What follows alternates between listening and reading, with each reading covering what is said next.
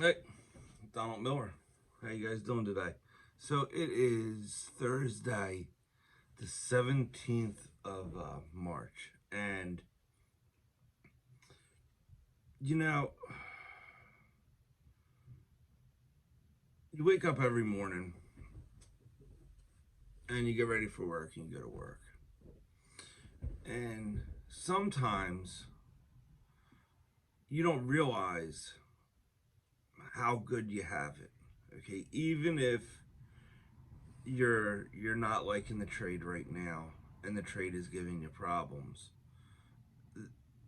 it's better than some of the alternatives. And what I mean by that is, I used to wake up and I was a trash man, okay?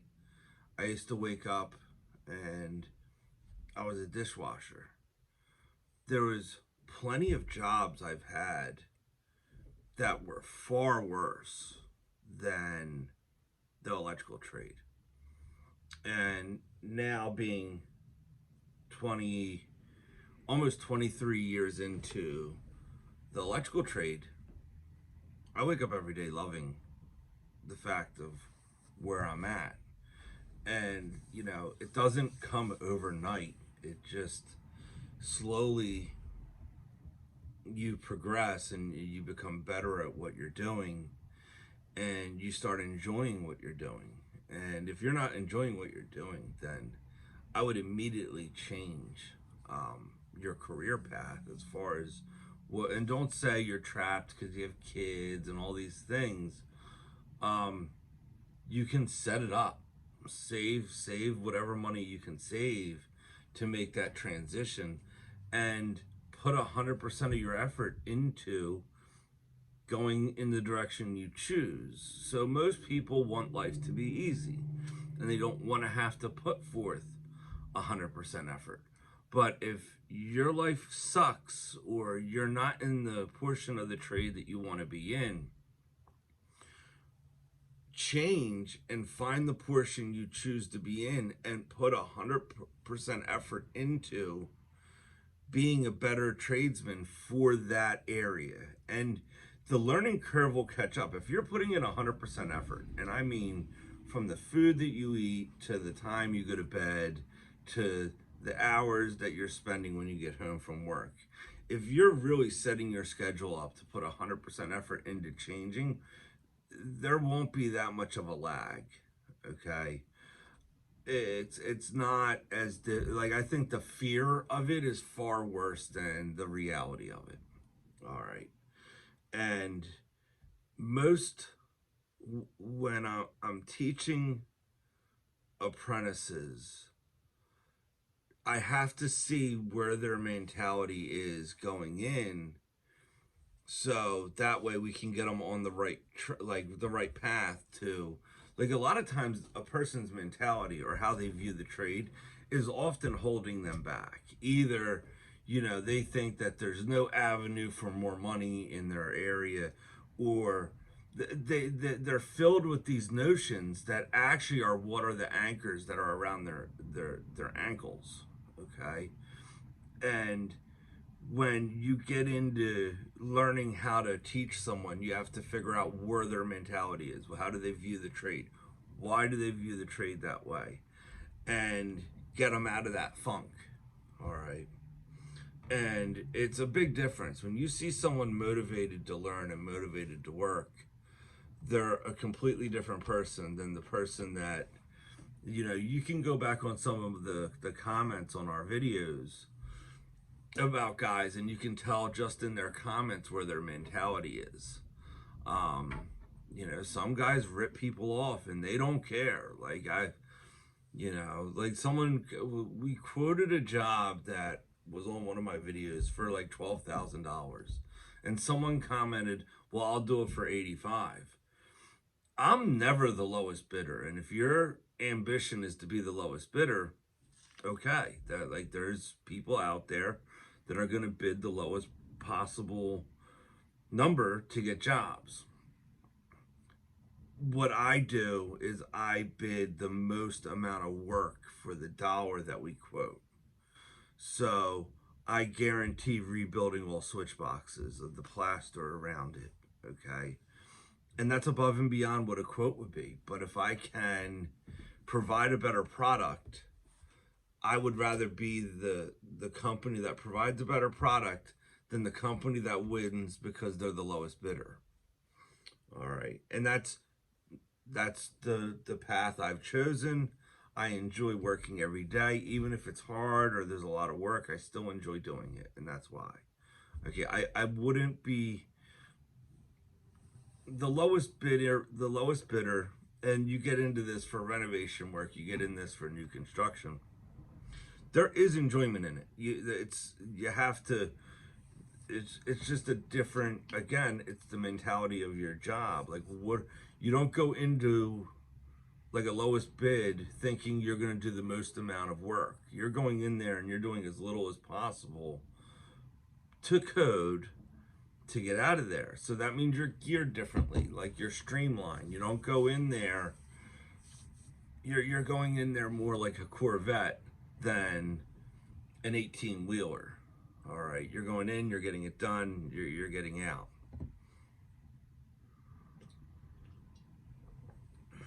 Now, that's one side. In the trades, I'm going to tell you now, there's no security. And now I'm speaking again, we always have to bring this up, but I'm speaking again from the non-union side. There's no security in this trade. What you know is what you're worth and how well you do it. All right. Another factor to this trade is elected officials. Now, I'm independent. I've been independent because when owning a business, bottom line for me, whoever makes the economy run smoothly, I'm all for. Okay, I don't favor a side. I would rather I want to feed my family. I want to take care of my guys, and that's who I'm going to choose to vote for. All right, and who you vote for will have an impact on the trades. The trades are felt like a lot of people didn't suffer through some recessions. I'm going to tell you now, the trades suffer through recessions. Like when things slow down, the trades get hit pretty hard. And the cream of the crop is fine, but if you're learning or you're on the bottom end, the trades can really keep you at home for a good amount of time. And next thing you know, you're leaving the trade and you're painting on the side or you're doing landscaping. And that's what you don't want to do, but I understand bills are bills. So you want to make sure you know what you're getting in for. That's the best way to describe it. So when this recent president was elected, Joe Biden, okay, I knew he was a scary dude. I gave him the benefit of the doubt. If he can run this country decently, awesome. But when a guy runs a country based on his ideals, and meaning what he believes is right, not necessarily what. So a business person will make decisions based on the past to know he's successful. He knows if he does A, B, C, and D will happen.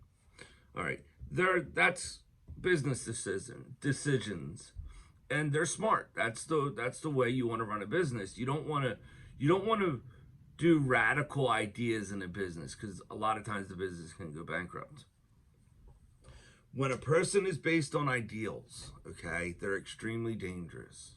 All right, and right now, for the trades, we have a president that is extremely dangerous. Okay, the first day in office, he shut down the Keystone Pipeline.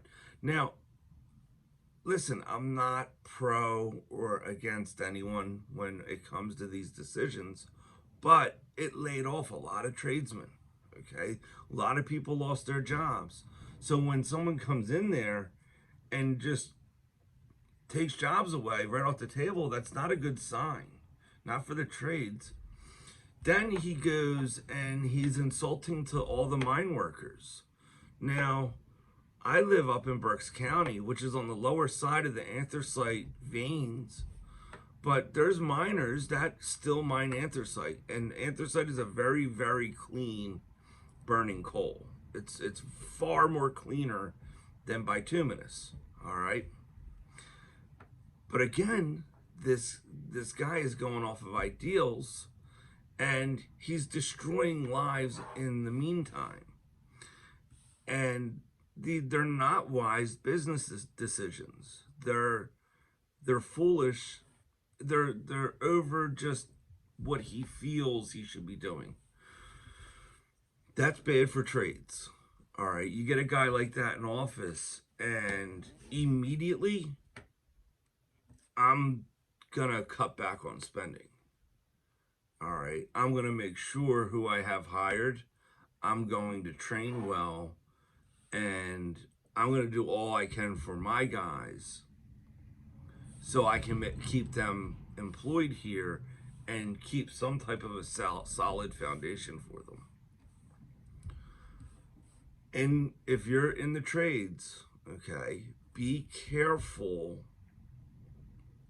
who you vote for. All right? And you'll see it. Okay, I survived Obama. Obama was not good for trades. I don't care. Like, these guys will give you all these facts and all this crap on paper. I don't need to look on paper. I can go out and I can see it. I don't need any facts like that. That doesn't do anything for me. Okay, I can see when Obama was in office, there was probably 12 different contractors that I was subbing work from. Some guys were renovating homes. Some guys were doing, down at St. Joe's, they were doing work down there. Like, there was a whole different group of people self-employed. I don't know any of them today. Most of them went bankrupt. All right. You have to be careful. And like, you have to be smart in the trades. If you're gonna be like all the subs that I know, there's a couple that are still around and I still talk to, but they're like, all of us kind of, we prepared for the storm, and that's what happens. Presidents do some weird stuff, and you know, the trades tend to get hit pretty heavy with it. So that's why I'm always telling my guys to, if you could have 6 months of bills set aside, just in a separate bank account, open up something, okay? Or I wouldn't even say put it into like the stock market or like mutual funds, but given this current circumstances, I wouldn't even recommend that. I would just put it aside and just forget about it. Just let it be there. And then it's weird because when you start setting up savings accounts like that, when you already have that 6 months set aside, then you can set up an FU account. And FU accounts they're the best. So an FU account, after you have your 6 months, set up an FU and put 12,000 into it. Like, save up, or like 5,000, whatever you want to do. Spend that FU on whatever you want. Okay, like if you want to go on the best vacation, you have it in the account, you set it up, you saved for it. It's not affecting your bills. It's literally right there. It's there for you to blow off steam. If you have too much stress, go to the FU account. All right, and that's what I was able to, over the last 15 years. I've been to Europe twice. Once with my kids, the first time backpacking. But there was no huge amounts I was saving. I was just putting away like $100 a week. And over 6 months, like Europe, I think we saved for like 2 years. And then we went to Europe for 14 days. We backpacked around it. It was awesome. It didn't affect my income in any way. But it was all started from saving up that 6 months. And you get that 6 months set up, and then you close, you just sit it there. Then you start your FU account. If you want, if you have a car note right now, wouldn't it be nice to throw money at a car and not have to worry about such a high monthly payment? Set up a car payment. Like, there's ways to set your bills up in construction that make your life a lot less stressful and a lot easier. Okay, but it takes time, it takes discipline, and oftentimes with apprentices, I'm not just setting them up for work, but I'm setting them up to manage money wisely so they're not living paycheck to paycheck, which is common in the trades. There's a lot of guys that are paycheck to paycheck, and you have to teach them that there's a better way and not make it difficult. All right. So, as far as the current state of affairs, just don't do stupid things right now.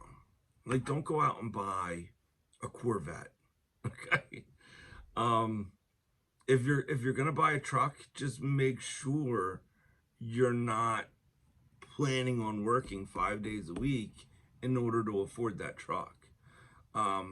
That's one thing I do give advice doing, is set your bills up on only working 3 days a week and see if you can do it. All right. And if you can do it, you're comfortable. If you can work 2 days a week and your bills can get paid, you're doing all right. All right. So I learned that trick halfway through Obama. So I would say it would be somewhere around 2011, 2012, when you knew there was no recovery coming.